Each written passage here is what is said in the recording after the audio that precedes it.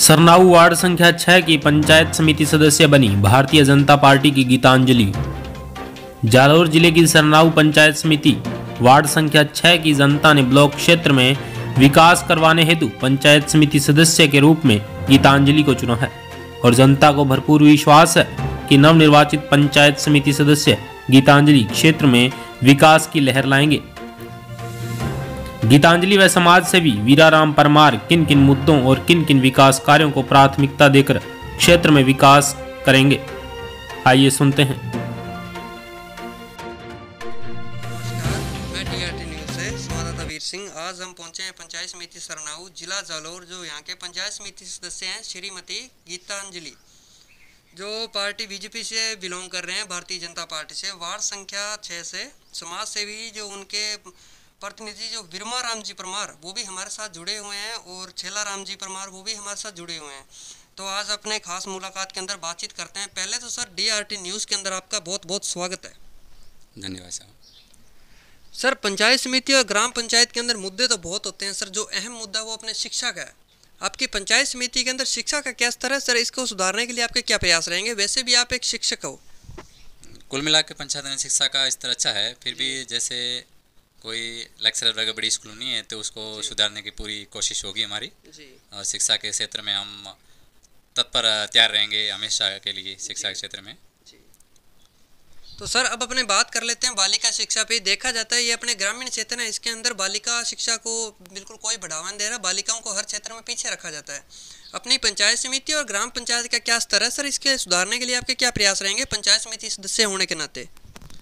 कुल मिला के पंचायत के अंदर बालिकाओं का शिक्षा अच्छा है, लेकिन जहाँ तक हम दूर बिलोंग करते हैं, जैसे 5 से वनदेव स्कूल है तो वो 5वीं तक है, उनको 8 तक कराने की पूरी कोशिश है। बालिका वहाँ तक जाने में सक्षम नहीं है जी। दूरी ज़्यादा होती है पंचायत स्तर पे, तो वनदेव स्तर पे भी 8 तक क्लास करानी ताकि बालिकाओं को फ़ायदा मिले। ये पूरी कोशिश करने की हमारी संभावना है जी। तो सर अब अपने बात कर लेते हैं युवाओं की। देखा जाता है जो युवा पीढ़ी है वो नशे की ओर अग्रसित हो रही है और पतन की ओर जा रही है। अपनी पंचायत समिति का क्या स्तर है सर? इसको सुधारने के लिए आपके क्या प्रयास रहेंगे पंचायत समिति सदस्य होने के नाते? हाँ, कुल मिला के हमारे पंचायत में नशे का औचित्य ज़्यादा है इस गांव में, तो हमने कई ऐसे स्लोगन नारा वगैरह लगा के उसके माध्यम से या किसी की बैठक लेके इस नशीले पदार्थ के बारे में हमें थोड़ा अवगत कराया है ग्रामीण में। अभी दो दिन पहले पंचायत में मीटिंग हुई थी, उसमें भी हम गए थे और सरपंच प्रतिनिधि के साथ में कहा था कि नशीले पदार्थ पे थोड़ा इस पे अंकुश लगाया जाए। और जहाँ तक वो जो सार्वजनिक स्थान पे हैं तो उन्होंने बोला है कि ऐसे नस्ले आवागमन यदि आ जाते हैं तो उसके ऊपर जुर्माना की कोई कार्रवाई की जाएगी जी। तो सर अब अपने चलते हैं नेक्स्ट मुद्दे की ओर बात करते हैं सर। जैसे कि अपने सीएम साहब और पीएम साहब ने गाइडलाइन जारी की थी कि मृत्यु भोज बंद होना चाहिए। अपनी पंचायत समिति का क्या स्तर है? इसके लिए आपके क्या प्रयास रहेंगे? सर, हमारे पंचायत में जो मृत्यु भोज का था तो वो पूर्णतः बंद कर दी गई है। हर समाज में देखा जाए, चाहे मेघवाल समाज में हो, चौधरी समाज में हो, ये मृत्यु भोज पूर्णतः बंद है जी। सर पहले तो अगर कोई करता पाया जाता तो उसके लिए आपके क्या प्रयास रहेंगे? सर, यदि करता पाया जाता है तो उसको पहले प्राथमिकता ये थी, उसको समझाएंगे। समझाने पर यदि नहीं मानता है तो फिर उसको जो प्रशासनिक कार्रवाई होगी उसके उस अनुसार ही कार्रवाई की जाएगी। तो सर अब अपने नेक्स्ट मुद्दे की ओर बात करते हैं सर। देखा जाता है अपने कोई भी डिपार्टमेंट ले लीजिए, जैसे कि अपने लेते हैं पंचायती राज के अंदर, देखा जाता है भ्रष्टाचार सबसे ज़्यादा पंचायती राज के अंदर पाया जाता है, छोटे लेवल से लेकर बड़े लेवल तक। आपकी पंचायत समिति और ग्राम पंचायत का क्या स्तर है सर? इसके लिए आपके क्या प्रयास रहेंगे? हाँ सर, ये भ्रष्टाचार का मामला कुल मिला के चल रहा है, तो पंचायत स्तर पे हमें उसे सुधारने को सीखा। अभी एक मुद्दा हमारे सामने आया था जी। उन्होंने एक कोई ऐसी वर्ग का था तो आवास योजना के अंदर उसका नाम दर्ज था जी। तो जो ग्रामीण विकास अधिकारी यानी कि ग्राम सेवक है वो गया और उसने कोई भ्रष्टाचार मांगा था, उसने पलायन घोषित कर दिया। तो मैंने उसको लिखित करके जिला परिषद को भेजा है, अपने जो कहते हैं उसके लेटर पैड पे लिख के भेजा, तो उसका पूर्ण नाम जोड़ा जाए। और ग्राम सेवक से बात हुई थी कि मैंने कि ऐसा नहीं सोचा था, लेकिन पलायन में हो गया, तो उसको ऐसे भ्रष्टाचार का मुद्दा है, लेकिन इसका मेरा पूर्ण विश्वास है कि इस पर अंकुश लगाया जाएगा जी। पहले तो सर आप अगर कोई भ्रष्टाचार करता पाया जाता है पहले तो आप सामाजिक तौर पर समझाइश करोगे? हाँ बिल्कुल सर। अगर उसके बावजूद भी करता पाया जाता तो आप प्रशासन को अवगत करवाने का पूरा प्रयास करोगे? हाँ बिल्कुल, ये प्रशासनिक कार्य पे निर्भर रहेंगे जी। तो सर अब अपने नेक्स्ट मुद्दे की ओर बात करते हैं। जैसे कि सर हमने आपकी ग्राम पंचायत और पंचायत समिति के अंदर कवरेज किया है, तो देखा गया है कि आपने जो सड़कें हैं सर वो काफ़ी ज़्यादा क्षतिग्रस्त हुई हैं। सर पीडब्ल्यूडी विभाग को आप क्या अवगत करवाना चाहते हो पंचायत समिति सदस्य होने के नाते? सर पीडब्ल्यू विभाग को मैंने यही कहा है कि जहाँ जैसे ग्रामीण में जो मुख्य गांव आबादी है वहाँ पे सड़कें टूटी हुई तो उसको अवगत कराया था। तो उन्होंने कहा है कि अब जैसे ही नए से बजट आ जाएगा उसमें हम उसमें रोडें हैं, ये सड़कें हैं, जो इसका काम जोरों पर किया जाएगा।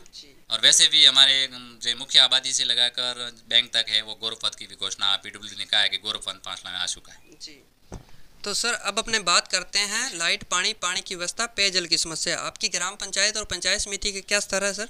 सर कुल मिला के यहाँ पे पानी का स्तर ऊंचा है, इसलिए पानी अच्छा है। फिर भी यहाँ नर्मदा का जो पानी पे काम चल रहा है वो जोरों पर है, और जहाँ कुल मिला के जहाँ नल लगाने की व्यवस्था चल रही है वो कार्य प्रगति पर है।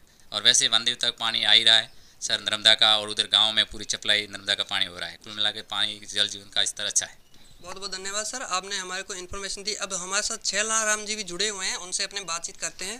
पहले तो सर DRT न्यूज़ के अंदर आपका बहुत बहुत धन्यवाद, स्वागत है। धन्यवाद साहब। सर अब अपने बात करते हैं, जैसे कि हम आपकी जैसे पंचायत समिति और ग्राम पंचायत के अंदर कवरेज किया है। जो आवारा पशु वो हमें काफ़ी देखने को मिल रहे हैं, तो सर इससे एक्सीडेंट होने के भी ज़्यादा चांस रहते हैं और किसानों को भी बहुत ज़्यादा नुकसान पहुँचा है। तो सर पंचायत समिति सदस्य होने के नाते सर आपके भी क्या प्रयास रहेंगे? सर ये बात सही है कि आवारा पशु रोड पे बहुत घूमते हैं। इसमें गांव वालों ने अभी एक निर्णय लिया है और गौशाला बनाने की घोषणा भी कर दी है, और उसमें सब पशुओं को इकट्ठा करने की बात की है, इससे पशु आवारा न घूमे। तो सर अब अपने बात करते हैं युवाओं की। तो युवा नशे की ओर तो जा रहे हैं, तो सर उनको नशे की ओर हटा के और आप खेल मैदानों की ओर जोड़ने के लिए सर आप किस प्रकार प्रयास करोगे? इसमें नशीला पदार्थ जो अनपढ़ लोग हैं वो ज़्यादा रहे, और पढ़े लिखे हैं उसमें ये नस्ली पदार्थ नहीं हो रहे हैं। इस कारण ज़्यादातर शिक्षा पर जोर देंगे तो ये नशा पदार्थ नहीं हो सकते। तो सर अब अपने बात कर लेते हैं किसानों की। तो देखा जाता है सर जो किसान है, जो भारत देश है वो एक कृषि प्रधान देश है, जवान और किसान पे अपना देश टिका है। तो सर किसानों के लिए आपके क्या प्रयास रहेंगे? हाँ सर, किसान ज़्यादातर हमारा देश भी कृषि प्रधान देश है, इसमें ज़्यादातर किसानों का ही बोलबाला है। और किसान के जो भी कार्य है वो सरकार द्वारा, जैसे कृषि बीमा, ये जब अलग अलग योजना, जन कल्याणकारी योजनाएं हैं सर, उसको आप किसान तक पहुंचाने के पूरे प्रयास करोगे? बिल्कुल सर। तो सर अब अपने बात कर लेते हैं, जैसे कि अपने कोरोना सर पूरे वर्ल्ड के अंदर दशक फैला चुका है। तो सर आप किस प्रकार अपने पंचायत समिति और ग्राम पंचायत के, जैसे कि आज आपको पूरा भारत देश देख रहा है, तो सोशल डिस्टेंसिंग के नियमों की पालना किस प्रकार करवाओगे सर? सर सोशल डिस्टेंस की पालना हमारे यहाँ कोरोना काल में बहुत तेज चल रही थी। इसमें लोगों के दूर दूर बैठने की व्यवस्था थी, अलग अलग जाने की थी, कुछ पास में भीड़ में कोई इकट्ठा होने की नहीं थी इसमें। तो सर DRT न्यूज़ के अंदर आपने अपना इतना कीमती निजी टाइम दिया, इसलिए आपका बहुत बहुत धन्यवाद। धन्यवाद सर। आपका भी बहुत बहुत धन्यवाद सर। धन्यवाद सर। जय हिंद।